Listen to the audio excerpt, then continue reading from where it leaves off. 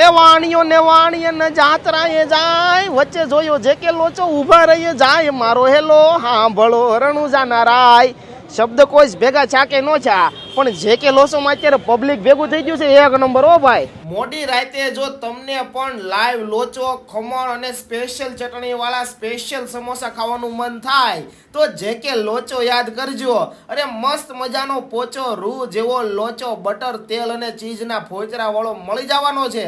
લોચો તો આમનો એકડો છે જ, પણ આમના કડકડિયા સમોસા પણ મોજ પડી જાય એવા છે ભાઈ. કેમ છું શેઠ, મજા આવી કે? અરે મોજે મોજ ભાઈ, અડધી રાત્રે આવું મળે ક્યાંથી?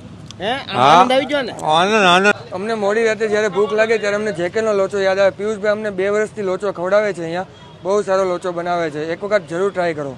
જેકે લોચો ખમણ એક નંબર એમ. અરે તમારા વખાણ તો બહુ સાંભળી લીધા, હવે બધા મિત્રોને લોકેશન તો કયો ભાઈ. ધર્મજીવન ચોક, નીરુ ફાર્મની સામે, યોગી ફાર્મની બાજુમાં જેકે લોચો લાઈવ ખમણ.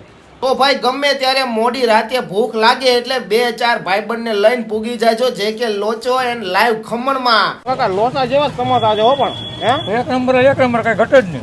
અમે ત્યાં હોય ખાવા વાળા. તમારું કયું ગામ? મારો આંબડ જોગીદાસ કુમાર.